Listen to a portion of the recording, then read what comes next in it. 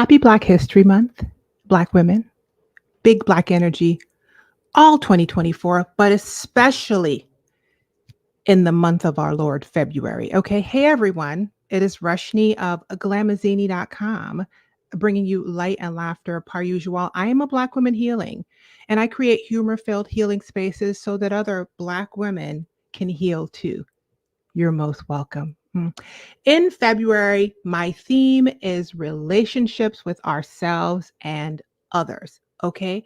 And today, I am going to be talking to you guys about 5 things that I do when I am lonely. If you are watching on Facebook, YouTube, Twitter X, or LinkedIn, drop a pineapple emoji in the comment section and tell me what made you feel connected this week, connected to others or to self.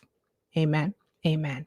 All right. So today we're talking about 5 things I do when I'm lonely. And as always, I have told you guys a lie because I have more than 5. I don't have a lot more than 5. I could have a lot, but I'm trying to be more concise. Amen. So before we begin and me sharing my strategies for connection with you, every single month, I have been highlighting a Black woman author.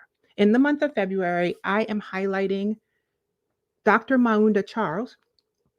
Her book is Manage Your Time, Manage Your Life, Purposely, Time Management 101. She sent me this book a while ago, and I am going to get to it this month. Amen. If you are a Black woman author who would like a chance to be highlighted, on these videos as well as in my coaching community on Facebook, check the information box. There is information on how you can do so.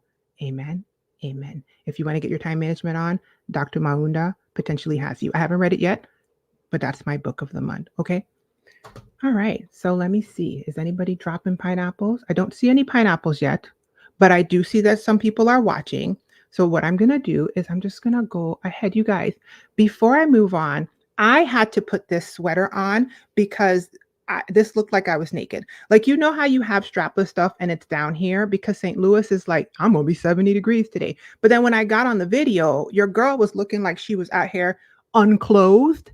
And that's not what we do. So I have my jumper. It's a onesie. That's my favorite. Pulled all the way up to my dagnare throat. Okay. And I put this sweater on because it still wasn't giving what I wanted it to give. Thank you, Maya. Maya said that she had good chats with friends yesterday and today. And I love that for you. Okay, so let's talk about loneliness and 5 things that I do when I am feeling lonely. All right. The first thing that I want to tell you guys is I did a whole series of videos on loneliness and friendships and stuff a year or 2 ago. And I made a playlist and I put that playlist in the information box of this video. So if you want to deep dive into, I had all these different discussions. I read all these research papers. I listen, I told you guys all of the things that I knew about loneliness, how it affects your mind, your spirit, your body, why there people are saying there's an epidemic, all the things. Okay. I had friendship coaches come and talk to us. I had the whole kit and caboodle in the information box. Okay. So I'm not going to deep dive into that on today's video, but I do realize that loneliness is something that is pervasive in our community because my loneliness videos are the ones that get the most, not the most views, but they get a lot higher views than other topics. Okay. Let's talk about loneliness versus being alone. Loneliness versus being alone. Um, Before I go, anybody that's watching, if you're brave enough, tell me in the comment section if you have ever felt lonely. Okay. Clearly, I have because the video title is 5 things I do when I feel lonely. So you are not alone. Okay. So the difference between being alone and loneliness. Being alone is just that. Being alone is solitude. Being alone is the lack or absence of humans, right? Um, just because you're alone and you are by yourself does not mean that you are lonely, which I'll get to the definition of lonely in a while, right? Me, myself, I personally, I love being alone. If you pay attention to previous videos, I did a video, I think called recently, last year. I did probably 2 or 3 videos specifically highlighting the benefits of solitude. One of them was when I was about to go on my solo self care staycation. I shared my planning tips, and I am planning another solo self care staycation for March of this year. Amen. Your girl is going to lock herself in a hotel room and not see the peoples. And I love it for me. I love it for me. I think the other one was called 10 Ways I Create Free Time, Take a Break, Step Away, and Rest. Um, and there was another one, I think that was about healing through the break, what stepping away from my life taught me. And that one was when I flew out to California and spent a week out there, totally detached from my current life experience as a special needs mom here in St. Louis. So I am in no way saying that I am not a proponent of being alone. Matter of fact, during the pandemic, Pantene Pro V pandemonium, I solidified my prior belief that I am an introvert. And I know y'all are like, there is no way, Rushni, because we see you on the internet. I am talking to a camera in an empty office right now. A lot of the people that y'all see on the internet are introverts. I have met these people in person. Okay. There are people who you guys think have big influencer energy, and I have watched them run out of rooms from anxiety responses. Okay. So I am very much an introvert. My friend says I'm an ambivert, but I was so okay with being alone that when the pandemic hit, everybody was losing their mind and they were bored in the house, and they in the house bored, and I was not. I was perfectly fine. I was perfectly fine. So being alone is just the state of being by yourself. Being alone is not the same thing as loneliness, and being alone can be amazing. Okay? Amazing. Yes? Great. So what is loneliness, Rashni? Loneliness is something that can happen if you are with people or you are not. Loneliness happens in the presence of people or not. Okay? So loneliness can happen in solitude, or when you are in a room full of people, or when you are in a room full of, a couple people talking to one person. Because loneliness is when you do not feel seen, heard, valued, known, or understood. So loneliness is a feeling, right? And being alone is a state. Okay. So I am not talking about the two things as the same thing. They are definitely different. Right. Okay. So I'm not going to go, like I said before, really deep into loneliness, its effect on your mind, your body, your spirit, your health, all the things. But I do want you to know that it has that effect. There is a video that I did on YouTube. I'm going to put it on Facebook too, but it's definitely on YouTube. It's called Loneliness and Black Women. There should be a link to it in the information box of this video. If not, I will add that link after the fact. And that is one of the videos, the better videos that I deep dove into how loneliness affects us, why it's so important. It's not just because you feel lonely that is a bad thing. It's literally, I don't want to be like alarmist, but it's deadly.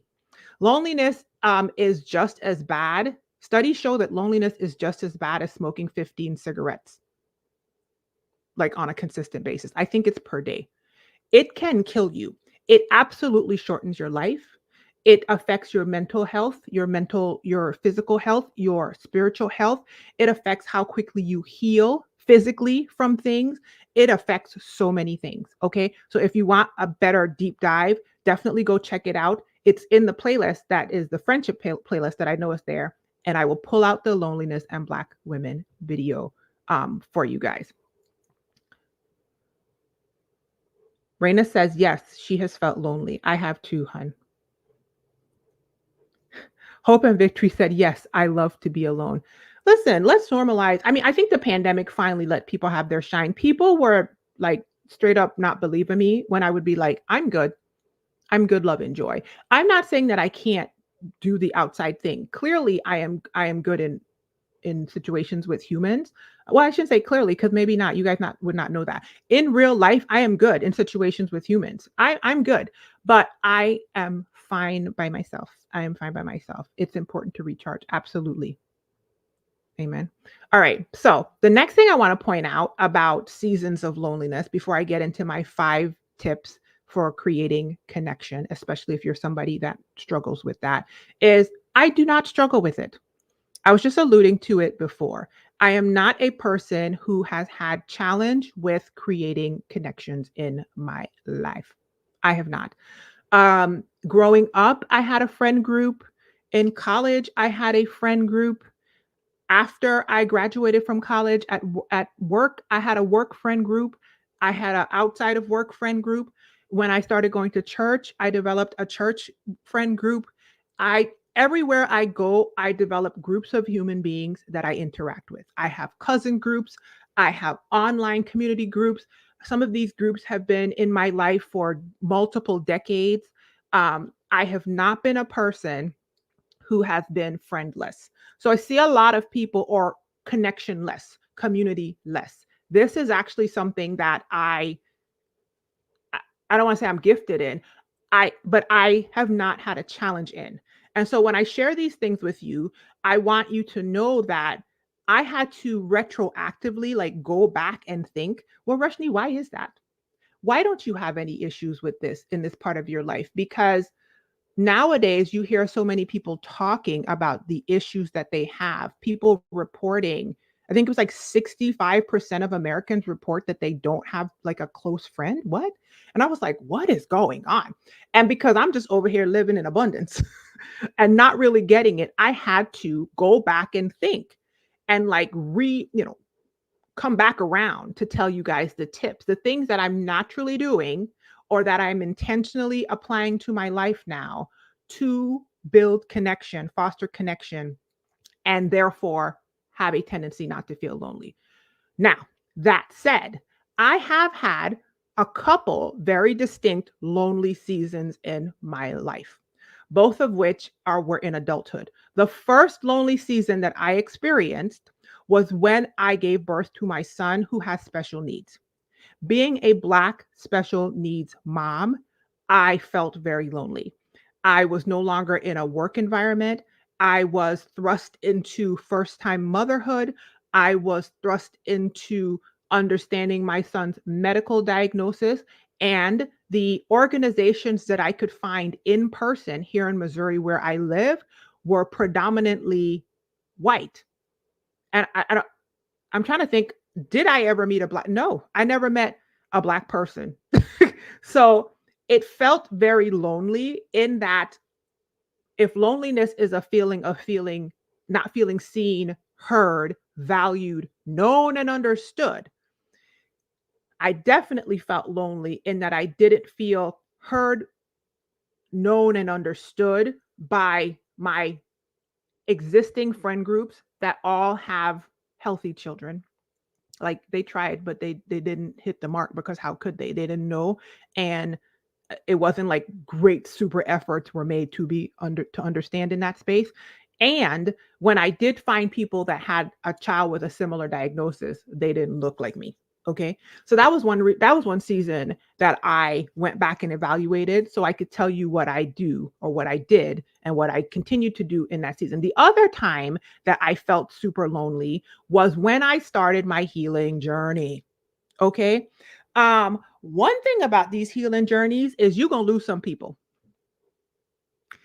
I realized when I started healing that all of my relationships were not made from a healthy version of me.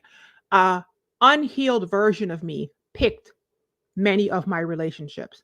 And so as I started healing and I started changing, I started, that there was a friction that existed and people started to go either of their own decision to leave me because what I was doing wasn't working for them anymore, or my decision to put boundaries with me and them. And that was a very lonely season. And if I'm being honest, I don't see a lot of people. I mean, I've seen a couple people mention this season, but it feels very disorienting when you start a healing journey because inevitably you're going to lose your footing in so many places where you thought you had a footing because that footing was an artificial or trauma based or broken place footing. Hopefully that makes sense. And so you're reestablishing something. And in the space of connection, I felt very lonely. There were people who were like core human beings in my life that just stopped. Insist that's the end of the sentence. Um, if it wasn't for the therapist that I had at the time, I would have really sunk into a place of despair.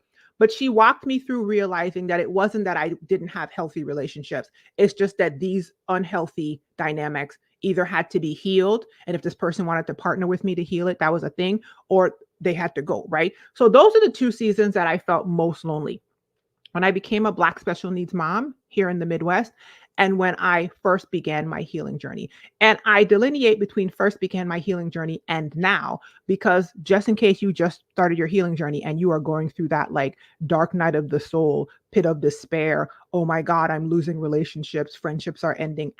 Oh, by the way, one of the videos I did in depth was about when friendships end, friendship breakups in the playlist that I was talking about. But if you're going through that and you just think there is no way out of it, trust me, boo boo. Listen, what started happening after the fact, just spoiler alert, is once I got rid of all of that, brand new healing humans, I started attracting better human beings. Okay. And that's the season that I'm in now. Okay.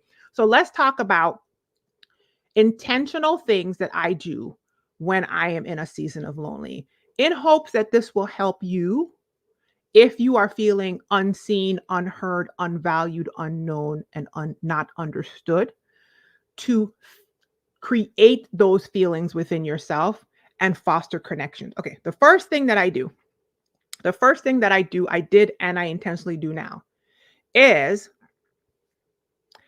I optimize the season of solitude. What does that mean?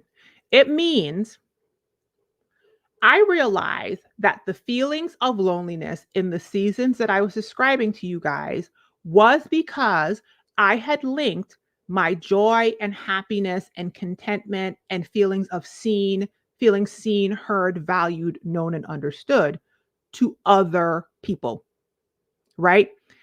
I felt like they were the source of the happiness. They were the source of the joy. They were how I could feel seen by others. Externally, I could be heard by others. I could only feel valued if others had valued me. I could only feel understood if others understood me. And I could only feel known if others knew me. Right.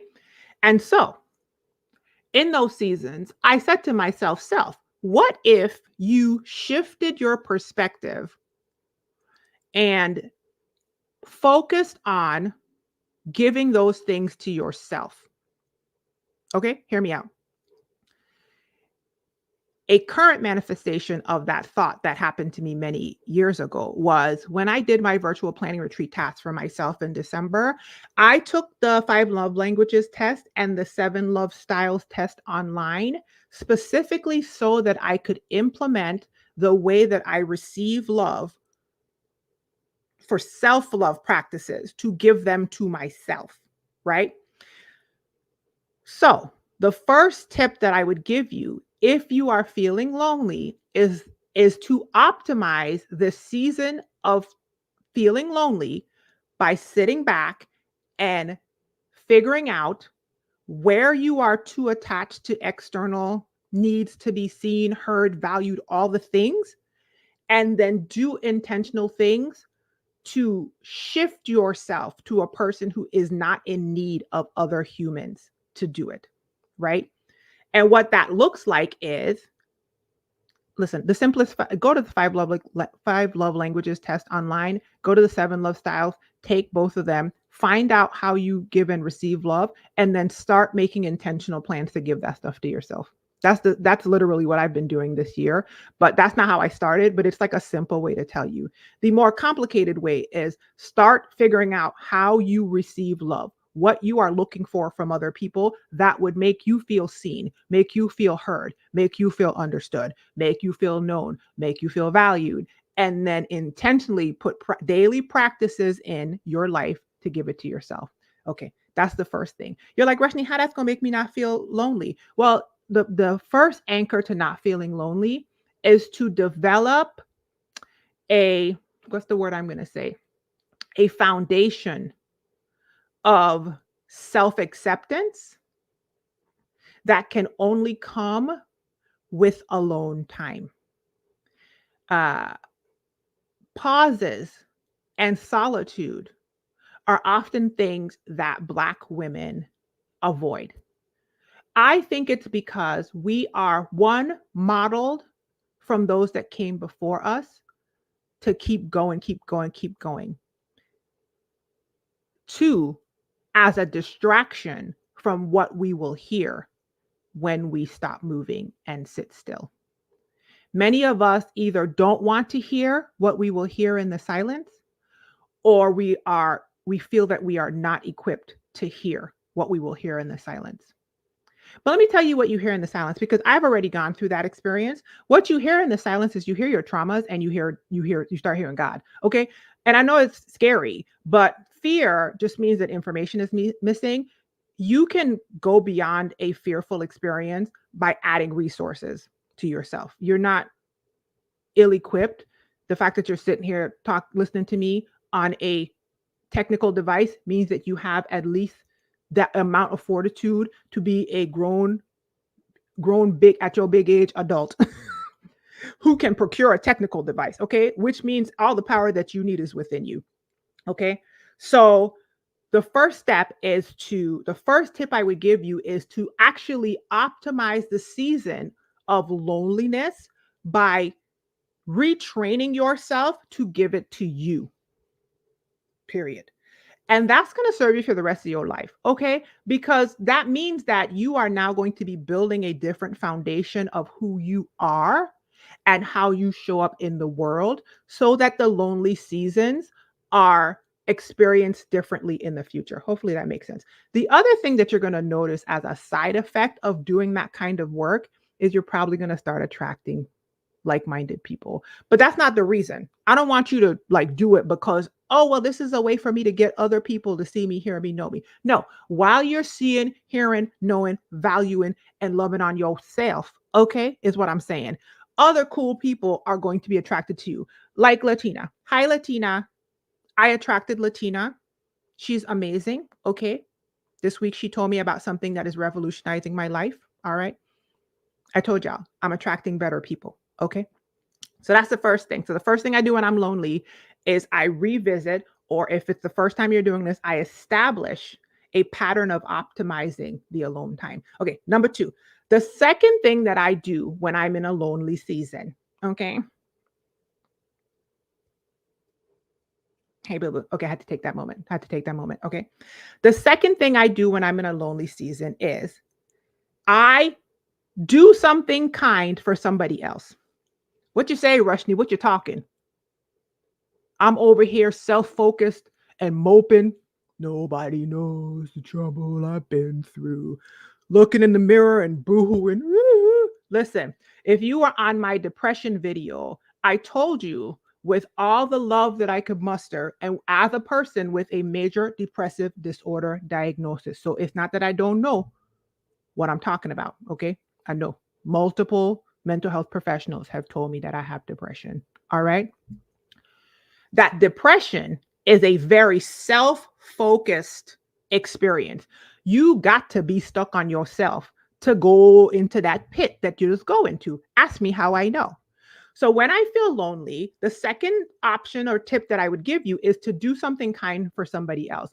There are so many people out here who know how to fix it for themselves. Everybody's glowing up, everybody's loving on themselves, everybody's doing that. But do we know how to show up for other people? And you cannot feel depressed and like you don't have any connection if you are pouring out in service to another human being. Now, I'm not telling you to start a nonprofit. That is not what your girl is telling you to do. Okay. Find a volunteer situation, be an assistant for somebody at something, send your friend a gift. I like to send, listen, I be sending flowers to people all over the planet at this point. Okay. let me tell y'all something. One of my superpowers is I could find a florist anywhere on the planet to deliver you some flowers and a plant. Okay, that's my superpower. I've done it internationally at this point. I like to sneak up on my friends with giant bouquets, okay, and love notes. Send somebody a love note, handwrite it. Listen, text that joker. Tell them they're amazing. Stop your live video and tell this wonderful human you met on the internet that they're great. It helps you build connection, right? Putting your focus on serving and being kind to and extending your capacity to do that to other people will help you not feel lonely. Not only that, it's a way of reaching out to other people that is super easy for somebody to come back and reciprocate connection for you. Don't do it because you expect them to give you something back, but what they might give you back will definitely mitigate the feeling of loneliness, or at least that's what I've experienced. I've experienced that if I go out into the world and I decide to go do somebody's hair, for example, because I will do. I have done. Listen. I've been maintaining. I started and maintained somebody's locks. I've been doing it for over a year. I have done heads of twists. I just, you know what I mean? Just let me be out here. Let me be doing it. So that is tip number 2. The first one is optimize the season of solitude. The second one is do something for somebody else. Okay. Do something. Latina says showing up is healthy. Ain't no sense in both of us feeling down. Ain't no sense. Okay. You over there feeling unseen, unheard, unvalued, unknown, and ununderstood. Boo boo, guess what? Go see somebody else. Go hear somebody else. Go value somebody else. Go show somebody else that you know them. Go show somebody else that you understand. I promise you're not going to feel as lonely as you was feeling. I promise you're not going to. Okay. Next one. This is nuanced, but this is super important. And I actually learned this recently. And I want to share it with you guys because the distinction is powerful. The third thing, and this, listen, I was already doing this. So it's just a distinction that was made in like the vocabulary that I could share it with you guys. Okay. Listen up. Listen up. Extend an invitation. That's the third thing. So the third thing I do when I'm feeling lonely is I extend an invitation. Now, there's a difference between invitations, doing nothing, and making an announcement. Okay? Invitation, doing nothing, making an announcement. Let's talk about it. I'm gonna do nothing. So let's say I'm feeling lonely. I'm boohoo boohoo. As Donna said, I'm woe is me. Nobody knows. Nobody ain't call me. Nobody ain't text me. They don't even notice I'm not even there. Nobody. That whole thing, right? I'm not saying it to mock. I'm saying it like I understand. Okay. You want to go slide off into the abyss, self-focus, and boohoo yourself into a crying fit or like just spinning in your mind, right? Remember, I told you guys you live in the story that you tell yourself. So you're choosing a story. You're choosing a story. You're not choosing a story in the past about what was happening. You're choosing to live in that story in the present, and therefore you are creating your future at this point. We talked about that on my accountability video, right? The difference between fault, blame, and accountability, right? So if you're feeling lonely and you choose to do nothing when it comes to the other humans, guess what? Nothing probably gonna happen. I mean, yeah, if nobody's calling you, then nobody's gonna call you. Sorry, that sounds horrible. And if you sit there for 4 days boohooing about how nobody's calling you and nobody calls you, yes, yes, that is possible. You know why it's possible? And I'm gonna say this way because the majority of my audience is 35 and up. Okay. We are solid millennials and Gen Xers in here and above. Okay. And so this is not for the 20 something, the teens and the 20 something year olds that get caught up in, well, she didn't call me. Well, she ain't called me lately. Well, if they don't check on you, then they ain't even love you like that. No, boo boo. Okay. We have put away childish things. Let me tell you a secret. Okay. The secret is if you don't do anything and you sit at home talking about ain't nobody text you in 3 days, they're probably not going to text you. You know why? Because they're busy. Because at this age range, at this big age range, we have responsibilities. People have spouses and partners, and they are caretakers to healthy children, caretakers to kids with medical concerns. Okay. They are, a lot of us are caretakers in both directions to parents. We are helping aunts and uncles. We are facilitating things. We are working our job. We're trying to start a business. We want to plan our vacation. We're trying to participate in the community that we may or may not be in. The church want us to bake brownies. We busy. You sitting there thinking that, woe is me, this person ain't call me, this person ain't text me. They're probably not going to. They're busy. That is when, that is what happens when you do nothing. Okay. So Rushton, you said there's a difference between an invitation announcement and a nothing. That's what happens when you do nothing. If you do nothing, you choose nothing. Amen. And at our big age, that's what you're choosing. That's what I'm telling you. Okay, announcement. You post something on the internet. You post something on social media. A lot of times people, sorry. You ever see those people posting these passive aggressive texts or like screenshots? So like they find a meme or something and it'd be something like, well, listen, if somebody ain't call you in a few days, just go on ahead and take that as a message for blah, blah, blah. Boo boo, ain't nobody checking for that at this. Not at, I am 47. Okay. I'm breathing on 50's neck. Nobody's checking for that. When you make announcements, you just toss out information into the stratosphere without any direct invitation to do a thing. That's what's happening. Oftentimes those things they can garner you sympathy. Those things can garner you a faux feeling of connection because you're going to have the peanut gallery come in your comment section and say a bunch of stuff. But guess what? You're going to still be lonely sitting at home typing your little passive aggressive announcement fingers, right? So I'm going to move on from that.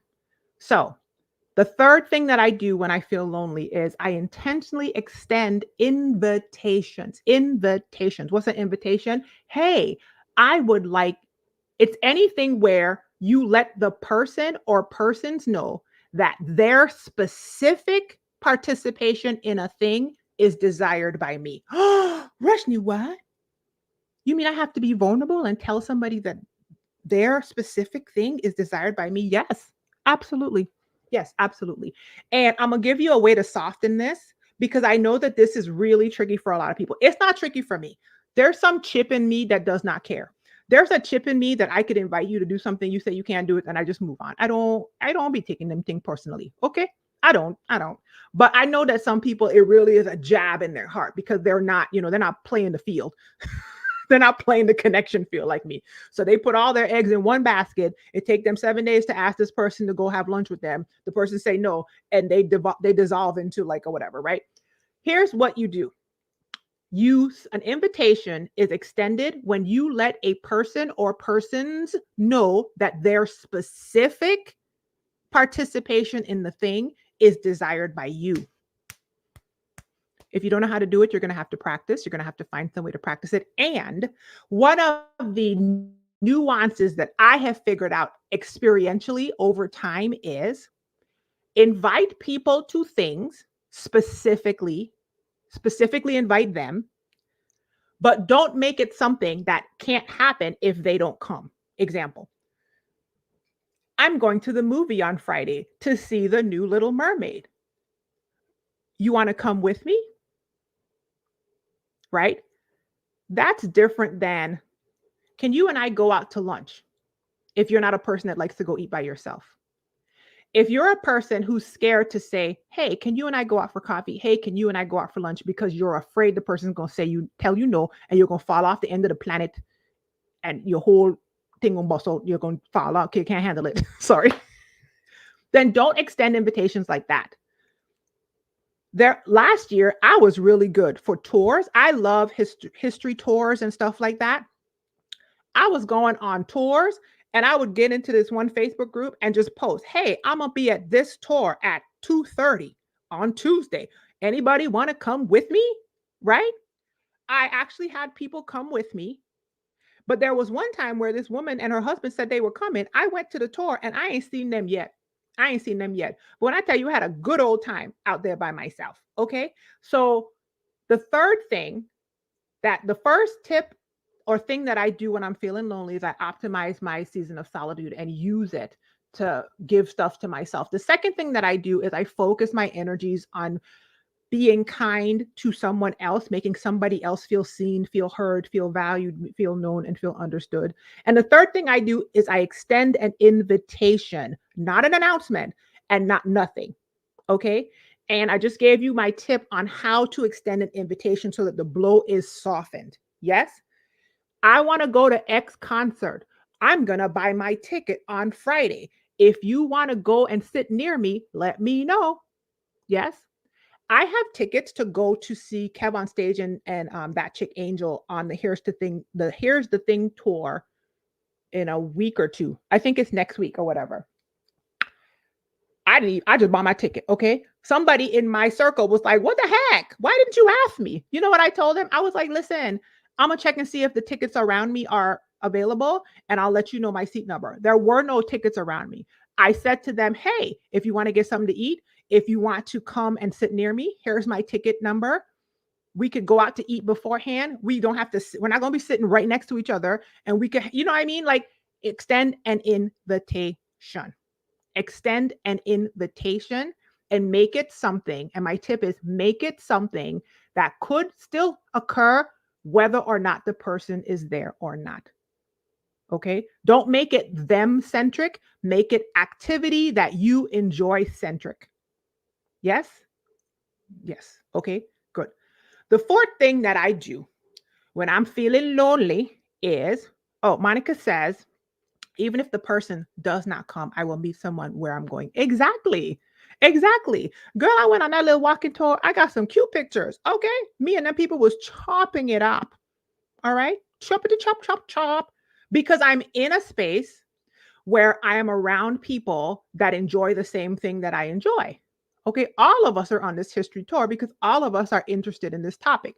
If the person shows up or if they don't show up, same kettle of fish. Same kettle of fish, as we say in the Virgin Islands. Okay. And that way the person knows that you desire for them to be there, but you have lessened that feeling, like that feeling that you might be feeling because you're super sensitive, because you're feeling lonely. Okay. Okay. Good. Good. The fourth thing I do as a tip when I'm feeling in a lonely season, in my notes, I have F perfection. Okay. I'm going to say I embrace imperfection. I embrace imperfection. What does that mean, Rashni? Sometimes we just be too hard on ourselves and others. Okay. Some people have no boundaries and they just letting everybody come up in here. I was one of those people. A therapist a few years ago had to point out to me that I had extremely healthy relationships with some people and extremely unhealthy relationships with some people. And it was because I did not have any boundaries. So there was no criteria for access. There was no guardrails. Everybody and their grandmother, best friend, barber, tax attorney was just open in the whole thing. Okay. And so I was having some really horrible relational and connection breakdowns with some people because I had not vetted people up front. Some people don't have that problem. Some people vet too much. They have too many boundaries. Those things come from all sorts of things. It might have been what your parents modeled. Your parents may have been people that didn't know new friends. They peeking through the blinds. They don't let nobody come over here. They hiding from the world because of their own reasons. You may have seen it modeled. You may not have had a lot of practice to be able to, build connections and exercise that muscle growing up. You yourself may have experienced significant traumas that have you hiding and putting up every boundary, and nobody can meet the criteria so that you could feel seen, heard, valued, understood, and known, because you honestly don't believe that anybody, one, wants to see you, hear you, value you, know you, and understand you. And you need to do the work to do that. What's the work, Rashni? The deep work is to contact a mental health professional and jump into why you have a gate, a box, a jail cell, a lock, a chain. I don't know what else. All the things. Why everything is locked away, so far away from everybody, a wall, all the things, right? There's a lock on it. Uh, uh, this lock, you got the lock with the key. You got the digital lock. Okay. This thing is locked down like Gmail. You know how you get out of Gmail and you can't get back in? This thing is triple quadruple, how did I 15-factor authentication before anybody could even come near you. So that's what I mean about F perfectionism. The deep work is get with a mental health professional and work out why you are so shut down. The light work, the surface level work, is to sit with yourself and be like, do I have too many perfectionist criteria for the people who I allow in my life? I love the idea of autopsying previous relationships or current relationships.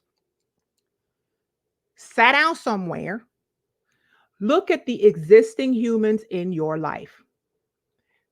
Are there people who have been trying to create connection with you that seem like good quality people that you have been batting away and pish-poshing for this reason and that reason, the other reason, this reason, that reason, the other reason? Okay. You could sit down, reach out to one of those people. Maybe you have too many strict, rigid, perfectionist boundaries when it comes to connection, and you're lonely because you don't realize that nobody can meet that criteria. Okay, that's the thing. So listen, and let me go back. Remember I told y'all this is stuff that I do when I'm lonely. This was work I had to do. Okay, because there were some spaces where I was like, wait a minute, do I have perfectly good people that I'm pish-poshing? Hold up now. Okay, so I'm telling y'all. Okay, number 5. The 5th thing I would tell you guys that I do when I am lonely, okay, is all right, so let me go back. Brene Brown is she is a professor, an author, a researcher. Her specific topic of research is vulnerability. Amen. She has this great distinction between fitting in and belonging. Fitting in is when you are in a community or a group of humans, and to be a part of that system of those people, there are criteria that you have to meet. If you don't meet those criteria, then you do not get to be in here. Okay. You see this a lot in family systems. You see this a lot in all of it, churches, and right. So these are the types of people that fit in here. Contort yourself into a version of you that you don't even recognize. Amen. And you will fit in. Belonging is when you get to be yourself. You get to bring your whole, real, authentic self, your values, your strengths, your interests, your temperament, your challenges, your you. Okay? You're you. And you are accepted as you are, as enough. That's belonging. I have been making a mental distinction about whether or not places feel like belonging versus fitting in. So the 5th thing I do when I'm feeling lonely is I sit back and ask myself if the communities and systems that I already exist in, right? Work, online communities, church, family, friend groups, all the things, right? If those things are examples of fitting in or belonging. And typically, if I am putting too much of my energy into spaces where I feel like I have to fit in, meaning contort my authentic me, shave off pieces of myself and cram me into a box, okay? And therefore I get some kind of something from people, I ixnay on that. And I heavily lean toward spaces where I feel like I belong. And let me tell y'all something. One of the things that I've learned in most recent years of my healing journey is that often that specific practice, that specific effort to do that means that I have to expand. This is one of the things I was telling you guys about. I have to expand my purview of the humans that I might belong with, right? Because a lot of us are given these groups and lists of people that we're supposed to fit in with. Family is family. At this church, this is how we behave. Black girls don't do that, right? Like all of the things, right? And I'm not saying those things are horrible. Of course, family is wonderful in context and church is amazing in context and right. Black women, clearly, I love y'all. I'm one of y'all, right?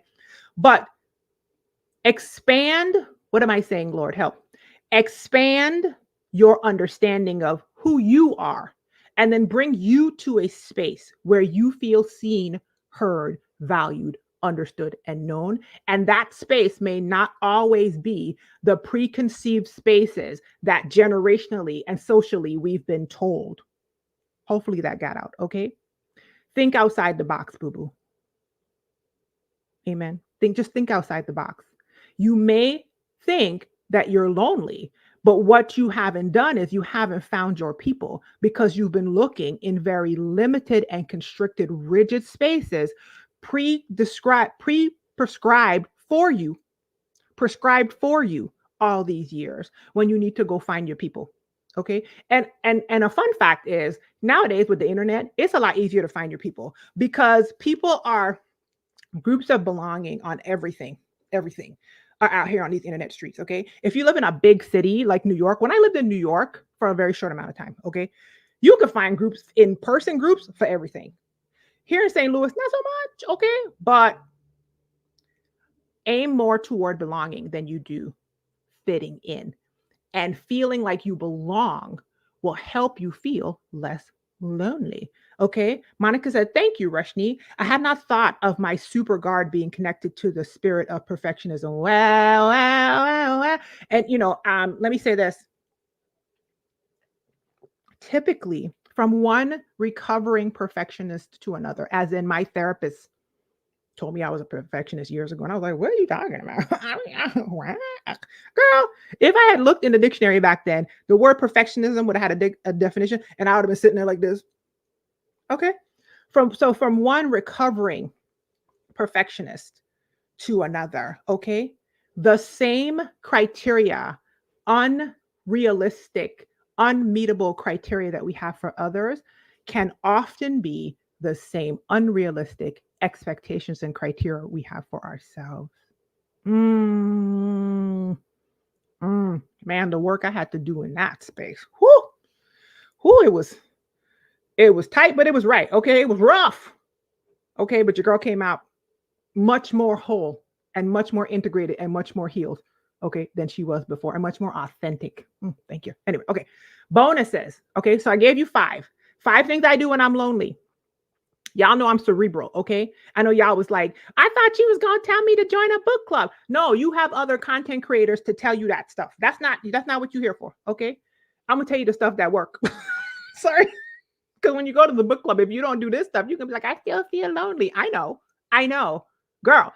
So the first thing you want to do is optimize your solitude, your season of solitude. The second thing you want to do is extend yourself and your kindness and help somebody else be seen, help somebody else feel heard, valued, understood, and known. The third thing you want to do is extend an invitation with the tip that I gave you about extending an invitation. The fourth thing you want to do is assess as to whether or not you are way too perfectionist and your criteria is not capable of being matched or met by any human being. Listen, and if you're okay with that, you get a dog. Okay. Leave these human beings alone because, girl, okay. Anyway, and the fourth thing is to aim yourself toward getting to know who you are and then finding spaces where you feel like you belong. Stop trying to fit into spaces that are making you feel lonely, making you feel unseen, making you feel unheard, making you feel unvalued, ununderstood, whatever. Even if society says that's where you're supposed to be getting the stuff from. Okay, those are the things. The other thing, I just had one thing pop in my mind, but I'm not going to talk about it. Okay, focus, Rashni, focus. Bonus. If I'm feeling lonely, those things I just gave you are good. Here's some other things you could think of, right? Be around other humans. Get up, go to a library, just sit there. Go to a park, watch people walk by. Go to the grocery store, go to the Target. But Rashni, I still feel lonely because, listen, I'm not telling you that this is going to help. I'm saying all of these things combined can help lessen and have, for me, helped lessen feelings of loneliness. Sometimes what you need is just to be around people, especially if it's a space where you feel like you belong. Okay. So like if you go to an all-white church and you never see Black people, but you feel like you don't feel seen, heard, valued, or understood, get up and go to go to a braid shop in the hood. Go do something else. Go to go somewhere and just be around physical human beings. Set yourself up intentionally to feel seen, to feel heard, to feel valued, to be understood and known, okay? To be represented and to have that reflected back on you, whatever that looks like for you, okay?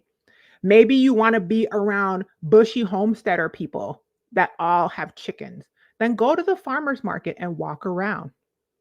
Bonus points for striking up a conversation with some rando about your chickens, okay? But set aim yourself toward spaces where humans exist that are more likely to make you feel seen, heard, valued, all the things. Be intentional. Be intentional. Be intentional, okay? Be intentional. The other thing, here's another bonus. The other bonus is prepare yourself for loneliness when you're not lonely.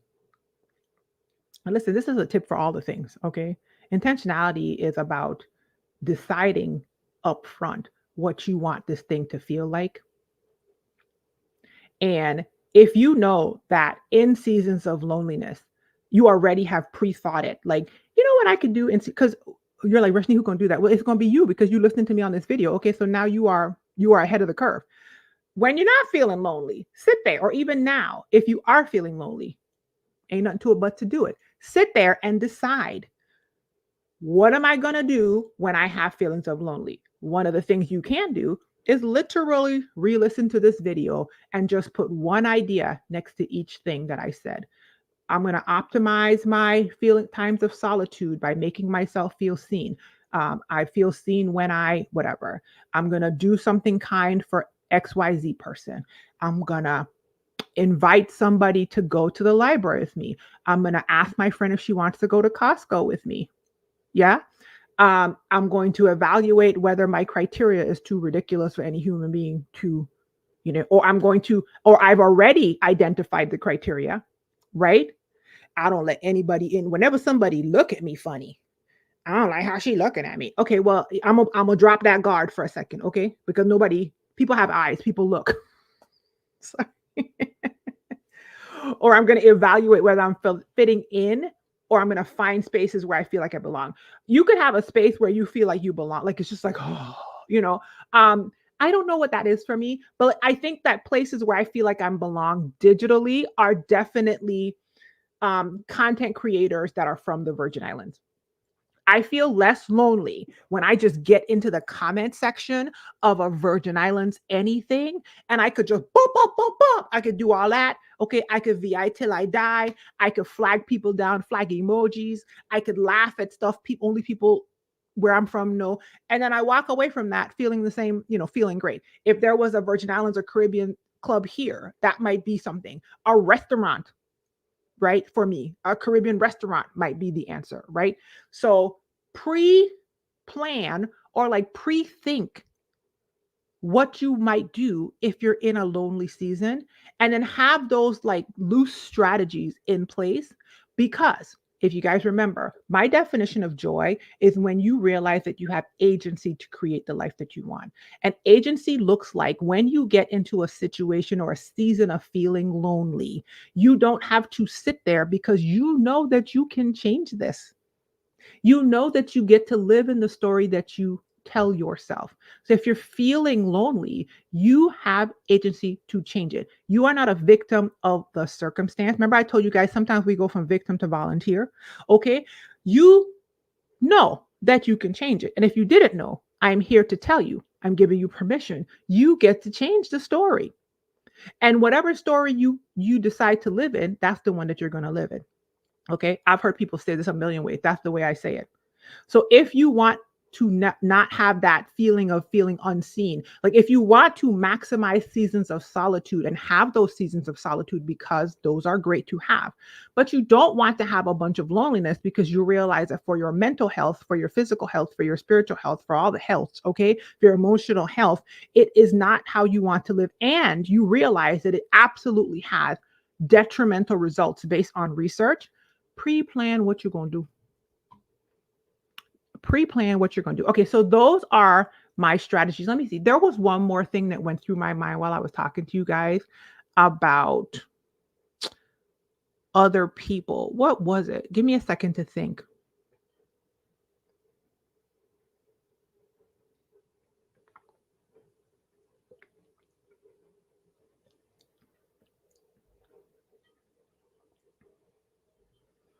Well, this is one. This wasn't what I was thinking about, but I will say this. Sometimes you're feeling lonely because you are so detached from who you actually are as a human being that you don't feel connected to self. I don't know where that came from, but I feel like somebody needs to hear that. Okay. Um, it's an insatiable need on the inside for you to feel seen, heard, valued, known, and understood by yourself. And you will not do the work. So you are out here trying to attach yourself to every other human being and feeling a deep loneliness that can only be satiated by the foundational work that you do to understand who you are and then show up as you are authentically in the world. Also, if you keep trying to connect to people who do not, um, love and show you belonging towards your authentic you because you're not bringing your authentic you to yourself, you're always going to feel like you're an imposter or you're like shape shifting. I'm saying this off the top. This is for somebody because I think I've definitely had these feelings before. And therefore, you will always feel like you are lonely because you will never feel like these people actually see the real you, know the real you, understand you. And so give yourself the gift of knowing who you are. Yeah. And actually, I just thought about this too. There's a workbook in the information box of this video. It should be there. I hope I didn't take it out. It's called Who Are You? It's my essential identity workbook that because I'm huge on knowing who you are as a foundation for showing up in the world as a much more full, authentic you. It's before, okay, you can get it at what's the thing? glamazini.com/who am I. It should be in the information box to start identity work because you may start feeling less lonely once you realize that who you're looking for is you. That's a word, and that was not in my notes. Okay, so that's for somebody. Anywho, those are the 5 plus a couple 3 bonuses. There was one more thing that went through my mind, and for the love of God, I cannot remember what it was.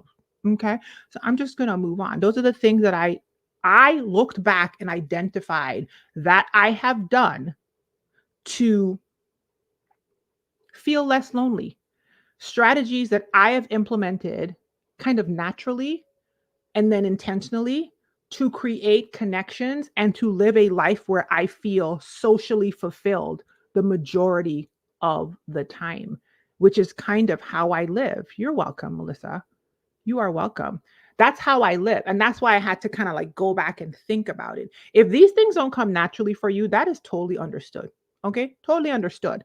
Um, Everything is a natural for every human. There are absolutely places where I work with people where I have done the work. Like I said, I did a video series a couple years ago now, and I was reading research studies. I was consuming books. I was in it. That was when I was in the like all is lost beginning of my healing journey part that I told you guys about. That was a lonely part. And I was intentional.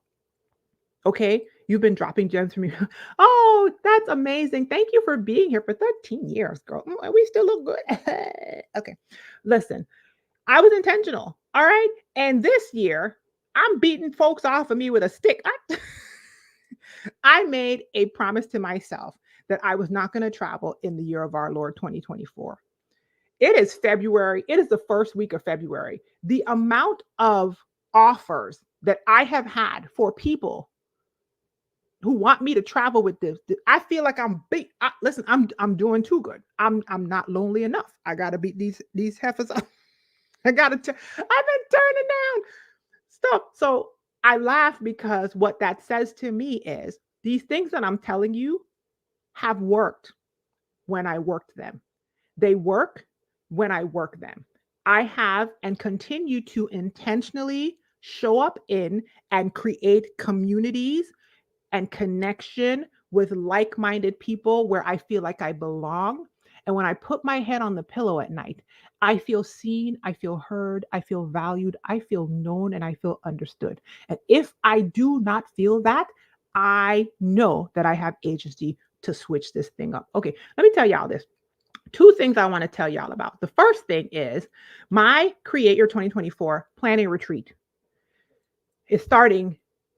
It's happening next week, and I have been not the best at promoting it. So I want you guys to know that. Right now, I have no women signed up for the February cohort. Okay. I had 15 women do it in December. I had, let's see, was it 8 or 9 women do it in January? And enrollment closes for the February Create Your 2024 virtual planning retreat next Thursday evening at midnight. And then access will start on February 16th, which is Saturday. If you are interested in creating the year that you want, okay, as you can hear, I am very big on intentional, okay? I jump in the driver's seat and I'm co-creating out here with God, all right? Ain't nobody out here being a victim of nothing. All right. The minute it clicks in my brain that I get to create this thing, I jump back in the driver's seat and I make it happen. I did this planning retreat with myself for years, not for y'all. It was for me. Okay. I was out here trying to win my own life. All right. During the pandemic, I was doing it. One of my coaching clients was like, I want to do it. I was like, why would you do that? Pandemic happened, whole thing shut down. Next year I did it with like 50 women. I don't remember. It was a lot. Okay. Because it was foi back then. All right. It's not foi right now, but it is also much more robust, much more advanced. And it takes you through a step-by-step process that I use and I have used for years to create the year that I want. You end up with an actionable plan based off of who you are. Just like how you jumped on this video and I didn't tell you to just go to a coffee shop and talk to people, which is something you could do. Okay. It's like that. You have access when you sign up all the way through November. And this is the last time I'm going to offer it until mid-year. Okay. So if you're interested, bit.ly/virtual planning retreat, I would love to help and partner with more Black women to help them get off of the unintentional conveyor belt and actually put their hands on the wheel of their lives and create it. Okay. The other thing that I want to tell you guys is my Pineapple Crowns coaching group is coming back. Yay. What is Pineapple Crowns Rush? I used to have a coaching group. I had a paid coaching membership and I stopped it at the end of 2022, which was providential because 2023 was the most medically concerning year I've had for my son, who is a son with special needs. And that would have been a mess last year. Okay. I'm bringing it back. I'm bringing it back with a high leaning and consciousness of the fact that I'm a mom of a son with special needs. If you want to join the wait list for my coaching group, the Pineapple Crowns, which is slated to be back in spring of 2024, go to thepineapplecrowns.com and you can sign up for the wait list there.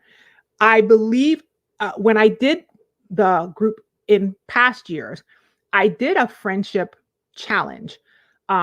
I think I'm going to take all that good information because that was back when I was reading research studies. Okay. And I was like putting in like research backed information based on what I was learning so that I could implement and create connections.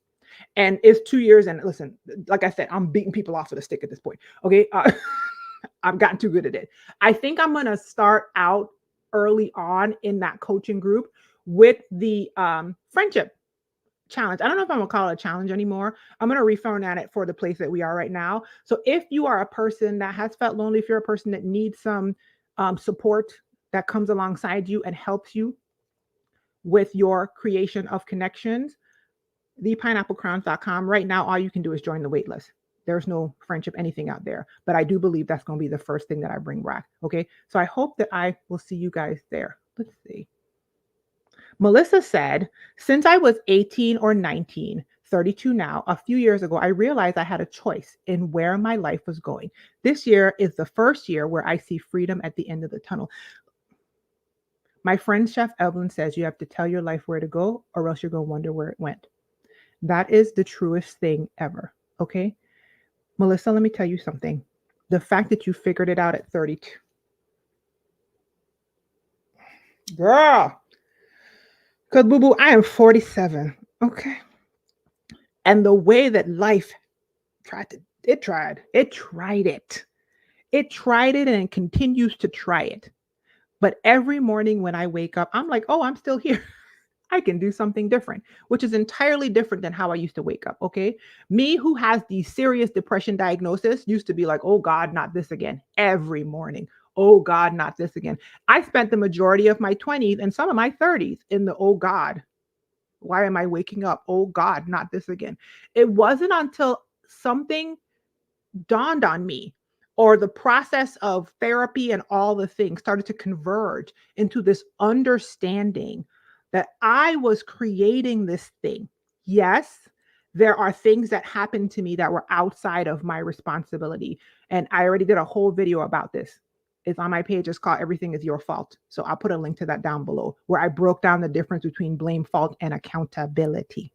When I started to grasp that I have options and I'm driving this thing, and no matter how far down a road I have gone, dead end or nah, I get to back up. I get to change my mind. I get to say this doesn't fit me anymore. I get to figure out who I am, and I get to create, not become, I get to create the Rushni that I want to be, girl. That's when it went off. Okay. That's when I became troublesome and problematic. And I continue to every single day of my life. When I was on Exodus Summit, and I'm about to go, when I was on Exodus Summit, which is a conference, a virtual conference for people who are traveling, leaving the country, but it was also about freedom and stuff last year. And now it was a lot of mindset work. And so I love that community. That is definitely a community where I feel heard and valued and understood, right? So I align myself with these spaces both digitally and offline. But when I was on Exodus Summit, they had a session by Octavia Raheem. She is a rest coach, and she did 2 rest sessions for the all access pass holders, right? Me. Anyway, okay. And Octavia was talking about, she would say in her rest practice sessions, get 1% more relaxed. And the thing about being a Black woman is we are so on all the time. We are so contracted. I remember when I used to get my nails done, she used to be like, relax. And I'd be like, I am relaxed. We aren't. So when Octavia would say get 1% more relaxed, I would relax a little bit more. And just that prompting made me realize that I wasn't as relaxed as I thought I was. Listen, let me tell y'all something. I have transferred that 1% more to all kinds of parts of my life. Every single day of my life, I show up as just 1% more Rushni. And I hope y'all heard the elastic. Okay, that was for punctuation. All right. I show up more authentically as myself every day. And I'm not even giving myself the task of being some huge jump into Rushniism. Okay. I am literally showing up 1% more me every single day. Y'all gonna get what y'all get. Okay. Y'all gonna get what y'all get. 60 solo mystic traveler.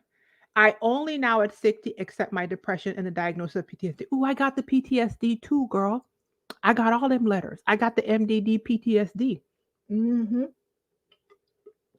I went last year to see if I had ADHD, and they told me no. They said that you have a higher cognitive function. They told me my IQ numbers were higher than most of the population, but I don't have ADHD. But I got that alphabet soup now, boo. Okay.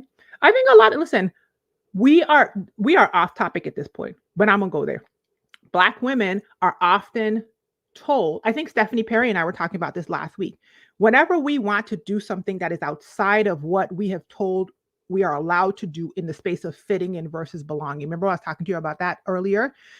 There's a lot of fitting in that goes on with us. I get it. I love it for us. It's also part of the reason why we're so awesome, okay? Because we do have a very collective way of showing up in the world. That is a beautiful thing. But there's always a light and a shadow side to everything. And part of the shadow side of being a very tribal, community-based, and collective people is there can be a whole bunch of you need to fit in and you cannot belong. Hopefully that's making sense, right? So this right here, we don't do mental health. Right? And a lot of us are told that if we want to do anything that feels like it's different than what we were told to do on the conveyor belt, that we are crazy and we are losing our minds. But what is wrong with just having mental fitness? We allow physical fitness. I heard Simon, what's the man name, on Diary of a CEO say this, and I love it. And there's so much trauma in our actual present lives like the current life that we are living right now. There's so much trauma as a Black woman in this society, in the Western world, that we experience on a day to day. And there's so much trauma passed down from all the people that came before us. Girl, it's amazing that all we have is depression and PTSD. Because I know people that have a much more expansive alphabet soup than that. Okay. They got elemental P, elemental, right? They got it all. Okay, Percy. Thank you so much. Thank you so much. I'm glamazini. I'm a Black woman healing. Okay. And I create humor-filled healing spaces so that other Black women can heal too. That's who I am. Thank you so much. Okay. Melissa says she rarely comments. You have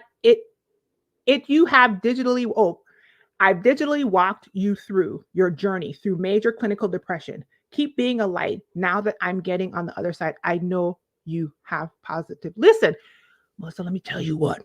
If you've been here for 13 years, you know you must have been lurking, okay? The devil thought he had me. He's so sick of me. He tried to take me out a long time ago, okay? And I won't stay there. That's why I keep jumping on these videos to try to tell y'all what I've done. I'm not telling it to you from like some on high place. I'm telling you what I walked out myself, me and God out the mud when I was supposed to not be.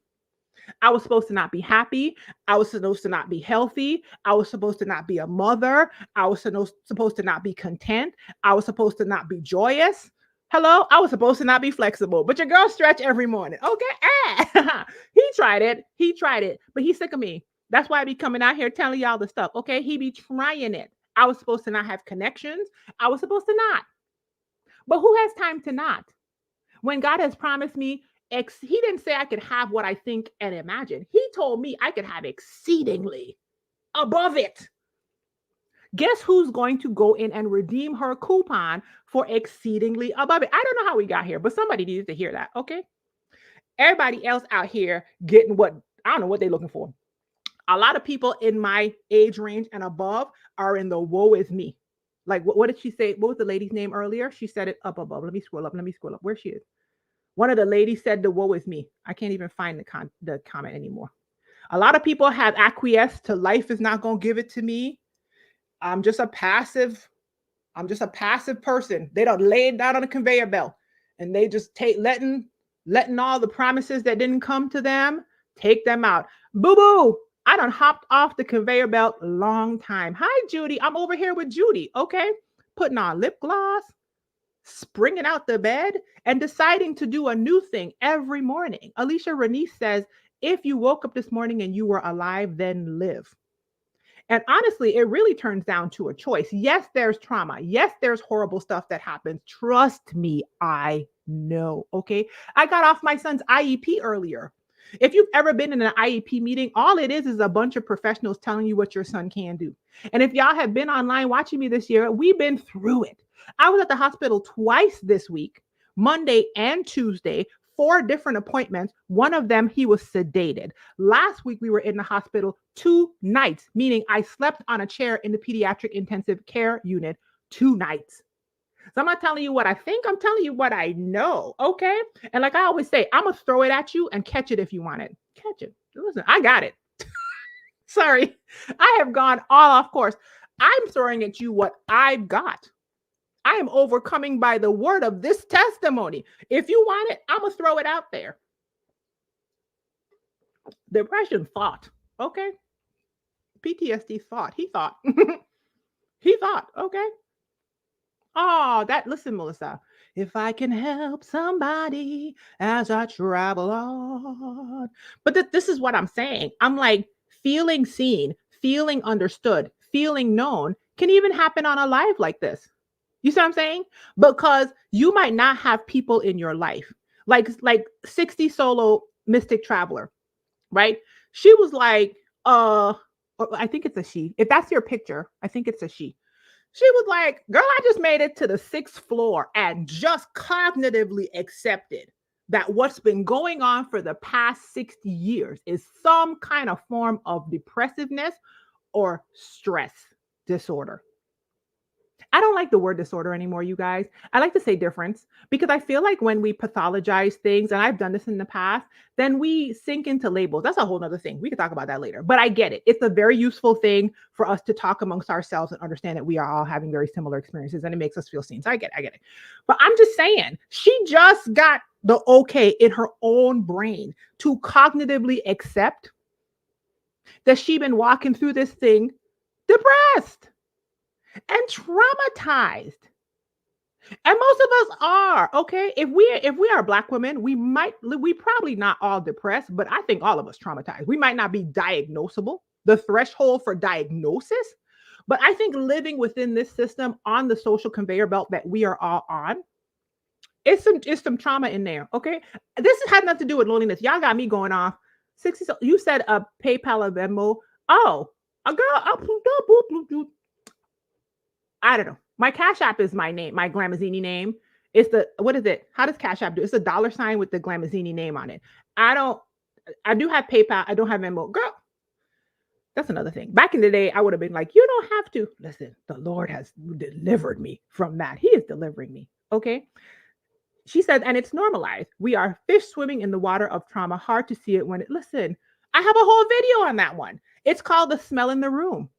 When you walk into your house, you don't smell nothing. You know why? Because you are creating the smells, boo-boo. I'm going to drop the link for that later. You're creating the smell.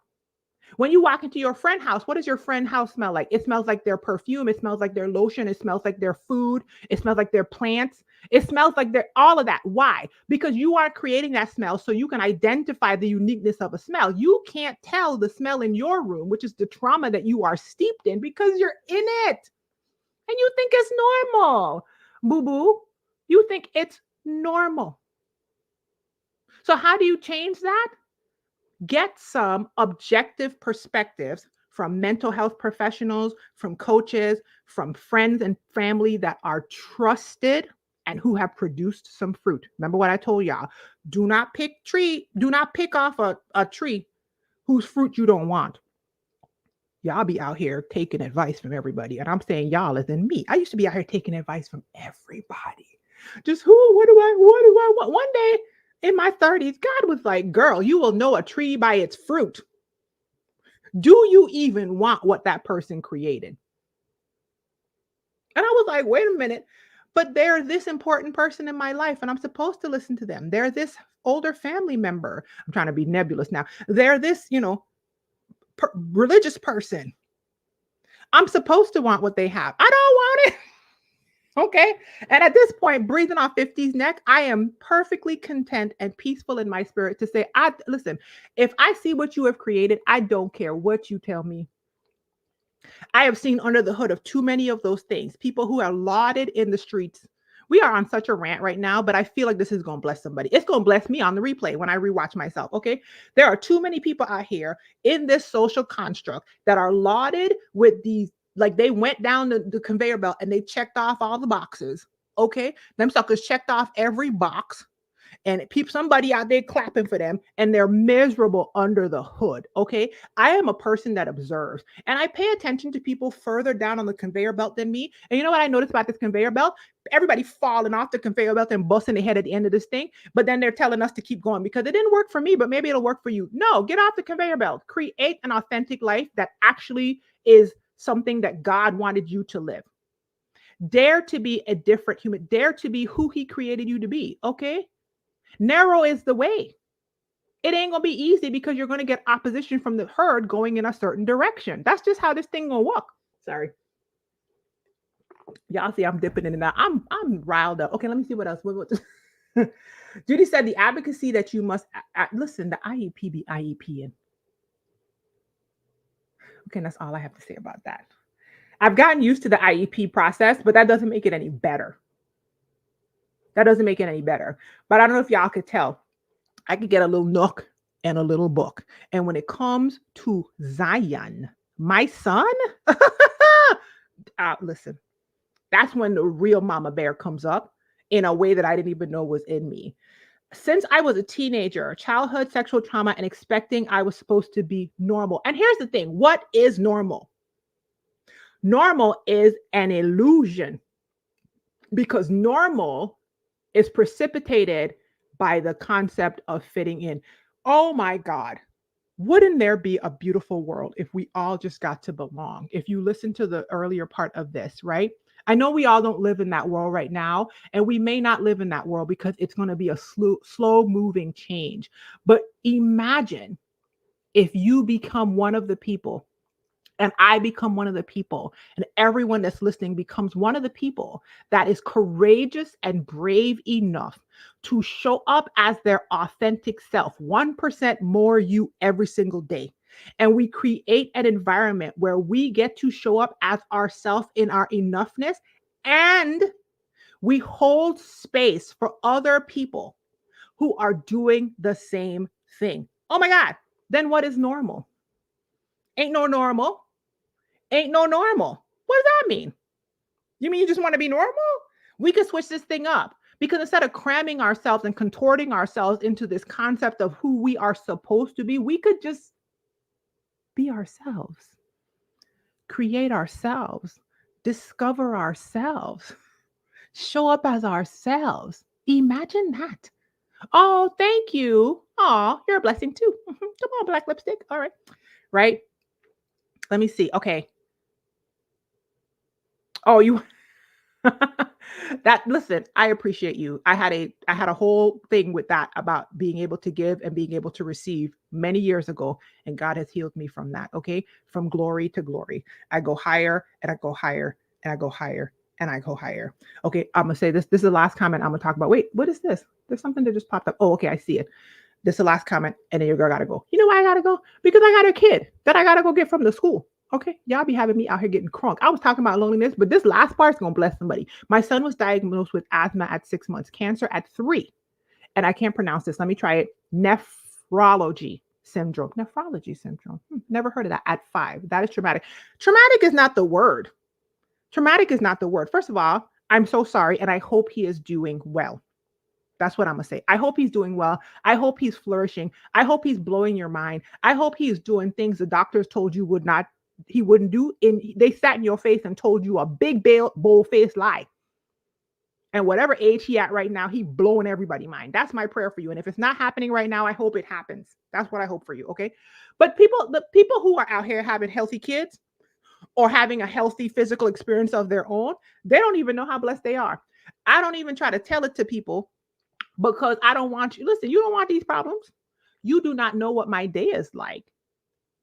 And I could not imagine it back in the day before I had my son. So there's really no way for you to imagine it, which is why I said to you guys earlier, if I'm feeling lonely, like the season when I first was becoming a mom to my son, and I felt I couldn't find Black special needs parents round about my parts, like near me, okay, that understood my specific experience, because my son's diagnosis is rare in Black people. Now I have somebody now. I found her, okay, and we good. Listen. I looked, I sought, and I found her. Okay, I have another Black mom who has a son with special needs that I met when she was pregnant through a program at the hospital. And when I tell you, I ran up into that, she was pregnant during the pandemonium, and I ran into that woman, okay, like I was running into a fount of water after being dry for many years. Okay, anyway, I got her. I got her. All right. I found her. But people don't know what this is like. Okay. It's exhausting. It's traumatic. There's so much grieving and reprocessing and recalibrating and reimagining and redreaming that you have to do, and a lot of fortification of your internal self so that you can stand up underneath things like the IEP process. Okay. Okay. Anyway, he is 28 and he is a joy. And I love that for you. And I love that for him. Okay, you guys. I love you, Black women. Don't forget the planning retreat, bit.ly/virtual planning retreat. If you want to coach with me, starting a nice slow start in spring. Okay. Your girl is not, y'all hear me. We got a major surgery scheduled for this kid at the end of February. Okay. So it's going to take, I'm going to take all of that into account, but I'm going to do something that blesses me, where I can pour out my gift, where I can help you create the life that you want. Don't forget, join the mailing list, thepineapplecrowns.com. I love you, Black women. Be well, be encouraged. Okay. Here's a million pineapples. Bye, y'all.